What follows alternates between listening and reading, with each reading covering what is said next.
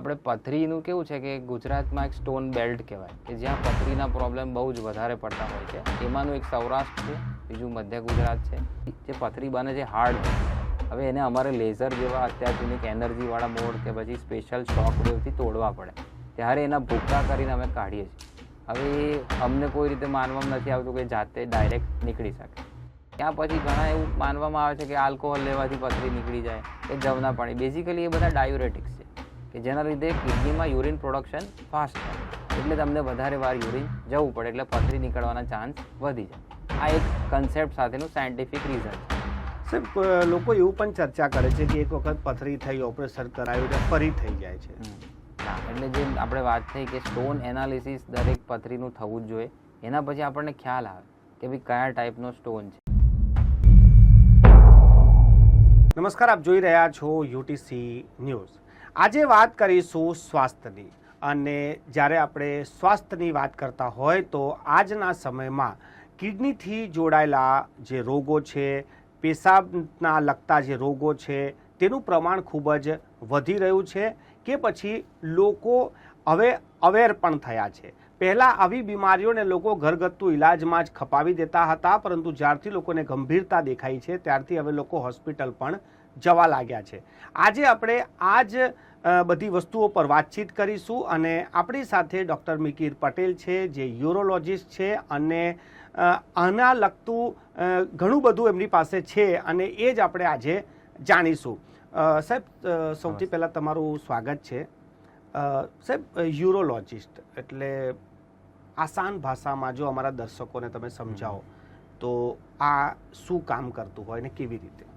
એટલે basically urine related બધા જ પ્રોબ્લેમ યુરોલોજી બ્રાન્ચ કવર કરે. એટલે અમારું આ સુપર સ્પેશિયલાઇઝેશન કહેવાય કે બેઝિકલી અમે આફ્ટર સર્જરી પછી, સર્જરી બ્રોડલી બધું જ કવર કરે, જનરલ સર્જન જે કહેવાય. એના પછી અમે ખાલી યુરિન રિલેટેડ પ્રોબ્લેમ્સ માટે સ્પેશિયલાઇઝેશન કરીએ 3 વર્ષ સ્ટડી કર્યા પછી. અને અમારી એમાં સ્પેશિયલાઇઝેશન વધારે પડતી એન્ડો યુરોલોજીમાં કહેવાય. બાકી અમે રોબોટિક ઓન્કોલોજી છે, બધા જ અલગ અલગ યુરો ઓન્કોલોજી જેવા કહેવાય. અમારામાં પણ સબ સ્પેશિયાલિટીમાં ન્યુરો યુરોલોજી. એટલે વધારે સ્પેસિફિક કહીએ તો આપણે યુરિન રિલેટેડ બધા જ પ્રોબ્લેમમાં જે કોમનલી લોકોને ખબર હોય છે, સ્ટોન અને પ્રોસ્ટેટ.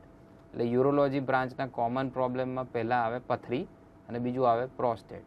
અને જે વધારે વધી રહ્યું છે એમાં આવશે યુરિનના ઇન્ફેક્શન, જે ફિમેલ્સમાં વધારે કોમન હોય છે અને ગરડાઓમાં હોય છે. એટલે આવા બ્રોડલી અમારા યુરિન રિલેટેડ બધા જ પ્રોબ્લેમ્સ યુરોલોજીસ્ટ માટે કવર થઈ શકે છે.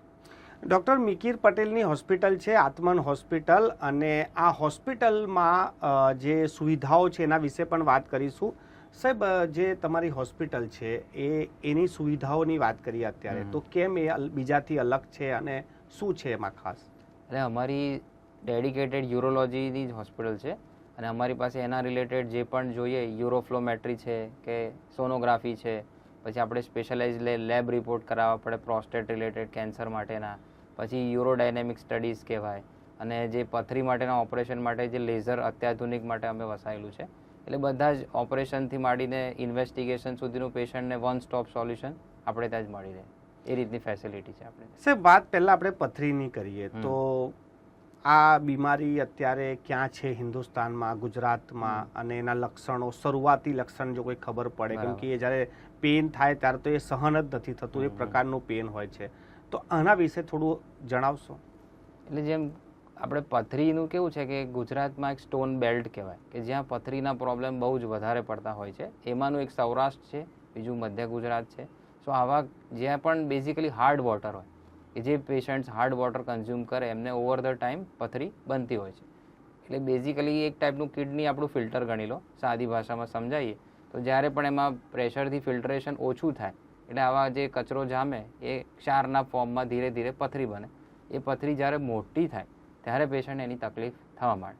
જે આપણે વાત કરી તકલીફ વિશે, તો એનું પેઇન બહુ જ અસહ્ય હોય છે.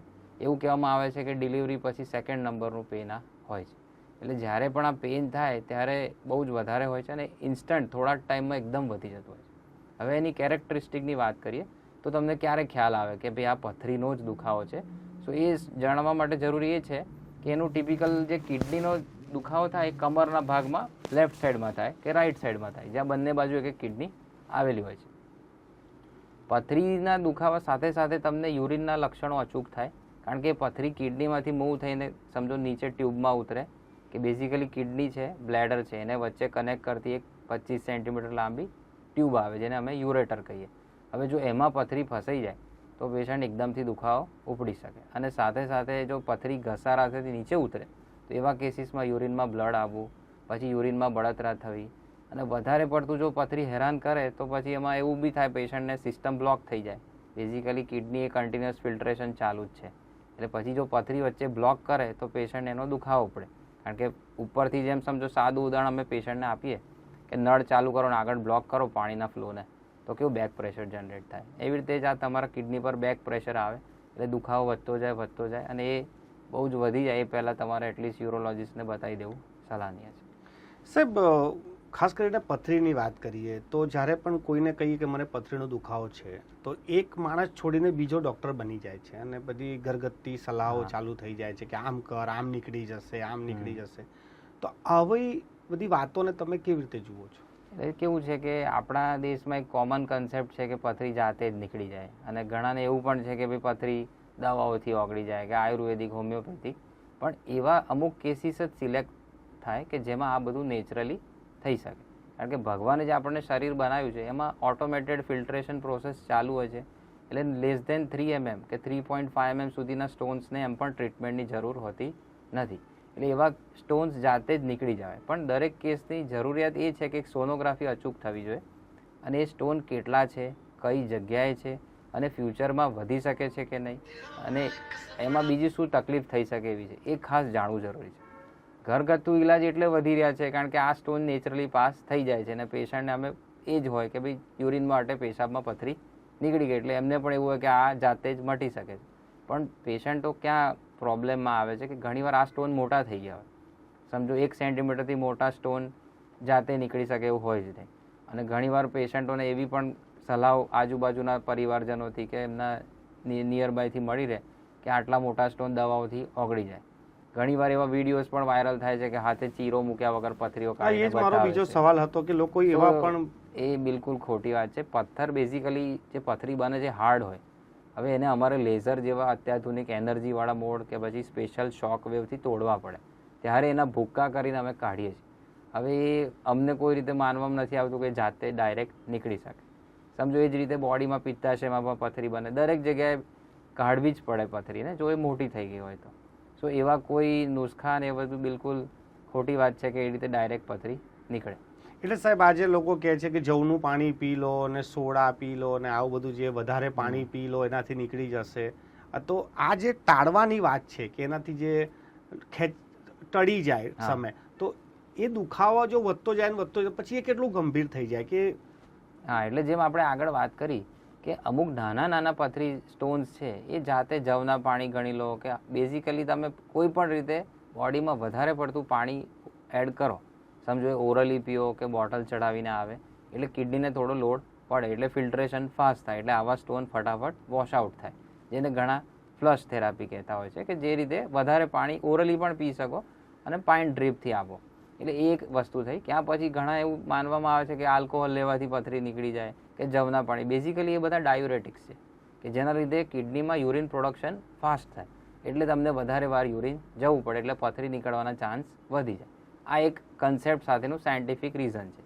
પણ દરેક કેસ આ ગ્રુપમાં સિલેક્ટ ના થાય. જેમ આપણે વાત કરી, સમજો આ જ પથરી નળીમાં અટકાઈ જાય, કિડની પર સોજો આવી જાય, જે તમે સોનોગ્રાફીમાં કરાવો વધતો જ જાય, સોનોગ્રાફી બતાવે છે કે નુકસાન થઈ રહ્યું છે, પેશન્ટને દુખાવો વધતો જ જાય છે. સો એવા કેસીસમાં અમે આ બધું સલાહ ના આપીએ, કારણ કે એનાથી કિડનીને પરમનન્ટ નુકસાન થઈ શકે છે.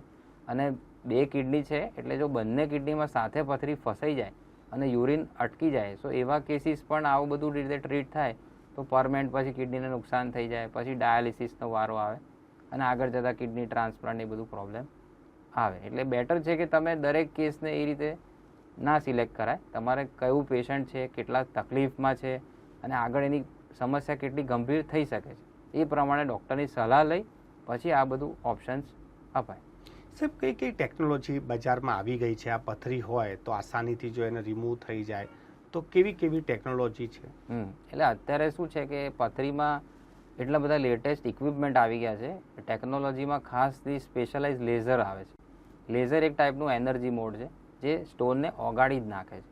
એટલે અમે બેઝિકલી સમજો કે એક્ઝામ્પલ આપું કે કિડનીમાં કોઈને પથરી છે, સો અમારા એન્ડોસ્કોપ એટલા લેટેસ્ટ છે કે જે સીધા યુરિનના રસ્તે અંદર જાય, કોઈ પણ પ્રકારનો ચીરો કે કોઈ પણ પ્રકારનું નુકસાન ના થાય, પેશન્ટોની રિકવરી બીજા દિવસે ડિસ્ચાર્જ થઈ જાય એવી હોય છે. અને એમાં સમજો કે એવા એન્ડોસ્કોપ છે, જેમ મોઢાથી એન્ડોસ્કોપી સાંભળી હશે તમે, એ જ રીતે યુરિન માટે એન્ડોસ્કોપી થાય, જેને સિસ્ટોસ્કોપી કહેવામાં આવે. સો અમારા સ્પેશિયલાઇઝ દૂરબીન હોય, ફ્લેક્સિબલ હોય, જે સીધા કિડની સુધી પહોંચી જાય. ત્યાં જઈને લેઝરથી સ્ટોનને ડસ્ટ કરી નાખવામાં આવે, એટલે ટોટલ પથરી એકદમ રેત બની જાય. એ રેત અમે ઓપરેશન દરમિયાન જ બહાર કાઢી લઈએ અને પછી એને ડ્રેઇન કરવા માટે સ્ટેન્ટ મૂકતા હોઈએ છીએ. જેમ હાર્ટ એટેકમાં તમે સ્ટેન્ટ સાંભળ્યા હશે, એવી રીતે અમારામાં સ્પેશિયલ યુરિનરી સ્ટેન્ટ આવે કે જેને અમે કિડનીથી લઈને પેશાબની થેલીમાં મૂકી દઈએ, પછી એને અમુક સમય 20 દિવસ પછી કે ઘણાને 2 અઠવાડિયા પછી કાઢી લઈએ. એટલે એ રીતે લેટેસ્ટ મેથડથી ઓપરેશન થાય છે ને હવે કોઈ ચીરફાડ ને એવું બધું રહ્યું જ નથી અને પેશન્ટની રિકવરી પણ બહુ જ ફાસ્ટ હોય છે. એટલે પેશન્ટ હવે કેવું છે કે પથરીના દુખાવા સહન કરવા કરતાં તમે જો અમુક કેસીસ કે જેમાં પેશન્ટને બહુ જ તકલીફ હોય, તાવ આવતો હોય, પથરીને લીધે કન્ટિન્યુઅસ પેશાબમાં લોહી આવતું હોય અને વધારે પડતી તકલીફો વધતી જતી હોય, ઓલરેડી દવાઓથી અમે ટ્રાય આપ્યો હોય, પથરી નીકળતી ના હોય, સો એવા કેસીસ એક દિવસમાં જ ઓપરેશન કરાવી રિકવર થઈ જાય. એટલે એમની ટૂંકમાં બેઝિકલી જેને પથરી માટે હેરાન ના થવું હોય અને જેને નુકસાન થઈ રહ્યું હોય, સો એવા કેસીસમાં સર્જરી બહુ જ સેફ છે અને હવે બહુ જ ઇફેક્ટિવ મોડથી થાય છે અને પેશન્ટને તકલીફ પણ બહુ ઓછી થતી હોય. સાહેબ, હું એ જ સવાલ પૂછવા માંગતો હતો. ઘણા લોકોને એવું પણ છે કે ઓપરેશન નામ સાંભળીને જે લોકો બી જાય, અમુક લોકો એવા પણ હોય કે ઓપરેશન ના કરાવવું જોઈએ, પછી હું કામ ના કરી શકું, લોડવાળું હેવી કામ ના કરી શકું. તો આ બધા જે મિથ્સ છે એને તમે શું કહેશો? એટલે હવે જે મેં આગળ જણાવ્યું, હવે એકદમ ફાસ્ટ રિકવરીવાળા ઓપરેશન્સ છે કે સમજો કે અમે જે દિવસે પેશન્ટને દાખલ કરીએ સેમ ડે ઓપરેટ કરીએ અને મોસ્ટલી બીજા દિવસે બપોર સુધીમાં પેશન્ટ હરતા ફરતા થઈ જાય. અમે ડ્રેઇન માટે જે કેથેટર મૂક્યો એ કાઢી નાખતા હોઈએ છીએ, જરૂર લાગે તો સ્ટેન્ટ મૂકીએ, એ પણ 20 દિવસ કે અઠવાડિયામાં નીકળી જતા હોય છે અને પેશન્ટ એમની ડ્યુટી અને રૂટીન એક્ટિવિટીઝ 3rd ડેથી રિઝ્યુમ કરી લે. એટલે અમે ખાલી 2 દિવસનો રેસ્ટ વિથ એડમિશન એક્સપ્લેન કરીએ કે તમે જે દિવસે દાખલ થાવ બીજા દિવસે તમે ઓલરાઇટ થઈ જાઓ. હવે અમુક કેસીસ છે કે જેમાં સમજો કિડનીના કેન્સર છે કે બીજા બધા મોટા ઓપરેશનો છે, તો એમાં રિકવરી પણ હવે લેપ્રોસ્કોપી આવી ગયું છે, એટલે એમાં પણ તમને એડમિશન 3 days 4 daysનું જ હોય છે. પણ પથરી માટે બાય એન્ડ લાર્જ તમે ગણો તો 2 દિવસમાં તો પેશન્ટ રિકવર થઈ જતું હોય. સાહેબ, લોકો એવું પણ ચર્ચા કરે છે કે એક વખત પથરી થઈ, ઓપરેશન કરાયું ને ફરી થઈ જાય છે, તો આવું થઈ જાય છે ખરેખર? હા, એટલે કેવું છે બેઝિકલી પથરીનું ટેન્ડન્સી જે પેશન્ટ્સને હોય એ સમજો કે એમનું એકવાર પથરી થાય છતાં પણ એનું ધ્યાન ના રાખે, તો એ વસ્તુ રિપીટેડલી એ ટાઈપનું ડાયટ ચેન્જ ના કરે, સમજો પાણી ના પીવે, એટલે જે એમના રિસ્ક ફેક્ટર છે એને જો એ ચેન્જ ના કરે તો પથરી ફરી થવાના શક્યતા બહુ વધી જાય છે. સમજો કે ડાયાબિટીસનું એક પેશન્ટ છે, એને સમજાય છતાં પણ ગળ્યું ખાયા કરે, એ જ રીતે અમારામાં પણ ડાયટ સ્પેશિયલી સ્ટોનની આવે કે તમે જે પથરી નીકળે એનું એનાલિસિસ કરાવીએ અમે, એના પરથી આપણને ખ્યાલ આવે કે આ શેની બનેલી છે, એ પ્રમાણે તમારે ડાયટ મોડિફાય કરવું પડે. સમજો એ ડાયટ મોડિફિકેશન આવે પછી એને વળગી રહેવું પડે. સમજો કોઈકને ડાયાબિટીસ આવે તો કેવું લાઈફ લોંગ એને થાય કે ના હવે મારે ગળ્યું નથી ખાવાનું, પણ અમારા કેસીસમાં લોકો એટલા સિરિયસ થતા નથી, એને ઇગ્નોર કરતા હોય છે. એટલે એવા કેસીસમાં કેવું ફરીને ફરી સ્ટોન ધીરે ધીરે વધતા જાય, પછી ધીરે ધીરે મોટા થાય એટલે ફરી પાછી તકલીફ ઊભી કરે. એટલે સાહેબ, પાણીના સાર કરતાં જે આપણે વનસ્પતિ ખાઈએ તો એ લોકો એવું પણ કહે છે કે પાલક નહીં ખાવાનું, ટામેટા નહીં ખાવાના, એનાથી પણ થાય. તો આ બધા કેસોમાં છે કે તમે જેમ કીધું કે કોઈ સ્પેશિયલ કેસોમાં આવું ના? એટલે જે આપણે વાત થઈ કે સ્ટોન એનાલિસિસ દરેક પથરીનું થવું જ જોઈએ, એના પછી આપણને ખ્યાલ આવે કે ભાઈ કયા ટાઈપનો સ્ટોન છે. સમજો એ જે તમે કહ્યું પાલકને, એ સાચી વાત છે, પણ એ કેસીસ કેલ્શિયમ ઓક્ઝેલેટના સ્ટોન હોય ને, જે ઓક્ઝેલેટ જે બોડીમાં એક્સ્ટ્રા એડિશનલ જેની જરૂરિયાત આપણને એટલી બધી નથી. કેલ્શિયમ તો જરૂરી છે, બેઝિકલી પથરી કેલ્શિયમ અને ઓક્ઝેલેટના જોડાવાથી બને છે. ઓક્ઝેલેટ આ બધામાં આવે, પાલક છે, બથો છે, કે કોઈ પણ ભાજી ગણી લો કે દાણા ગણી લો, જે કોમન લોકો કહે છે એ સાચું એટલે છે કારણ કે મોટા ભાગની પથરી 80% પથરી કેલ્શિયમ ઓક્ઝેલેટની છે. એટલે જે કોમન છે આન્સર કે ભાઈ આ ખાવાથી ઓછી બને, એ વાત બિલકુલ સાચી છે, પણ મેઇન છે એને વળગી રહેવું પડે, એ ડાયટ કન્ટિન્યુઅસ ફોલો કરવી પડે, ત્યારે તમે એને રોકી શકો અને આગળ જતાં બનતી અટકે. સાદું ઉદાહરણ અમે અમારા પેશન્ટને આપીએ કે તમે તમારા ઘરમાં સાફ કરો એકવાર તો ધૂળ જેમ ફરી આવવાની છે ને, રોજ તમારે કચરો વાળવો પડે છે, એ જ રીતે તમારા કિડનીને ડેલી ફિલ્ટરેશન માટે સારું હાઇજેનિક વોટર આપો. અમે એ જ સજેસ્ટ કરીએ કે આરઓ પ્રોપર તમારું TDS સાથે મેન્ટેન કરાવો, એની રેગ્યુલર સર્વિસ કરાવો. તમે જ્યાં રહો છો એ આસપાસના એરિયાનું ચેક કરાવો કે હાર્ડ વોટર તો નથી આવી જતું તમને. અને બીજું એ છે સ્પેશિયલી પ્રિવેન્શન માટે કે તમારે વિટામિન C કન્ટેનિંગ ડાયટ વધારે લેવી જોઈએ. તમે કોવિડમાં સાંભળ્યું જશે કે વિટામિન Cની બહુ ચર્ચા હતી. તો એ જ રીતે સ્ટોનમાં પણ વિટામિન Cનો બહુ મોટો રોલ છે કે તમે બેઝિકલી સાઇટ્રિક એસિડ આવે એમાં, એટલે વિટામિન Cના લીધે સ્ટોન ડિઝોલ્વ થવા માંડે, બનતા લેવલ પર અટકી જાય. એમ નથી કે તમે ગ્લાસમાં પથરી મૂકો અને એસિડ નાખો તો ઓગળે. અંદરના કિડનીના ફિલ્ટ્રેશન લેવલ પર આ બધા પ્રોબ્લેમ આપણાથી સોલ્વ થાય. સો વિટામિન C કન્ટેનિંગ સમજો સંતરા છે, મોસંબી છે, લીંબુ છે, આમળા છે, સો દે આર ઓલ નેચરલ. હવે એ જ વસ્તુ આર્ટિફિશિયલ પ્રોડક્ટમાં અમે એલોપેથિક દવાઓમાં આપીએ, હોમિયોપેથિક અને આયુર્વેદિક એમની રીતે આપીએ. પણ બેઝિકલી આના પાછળનું સાયન્સ આ છે.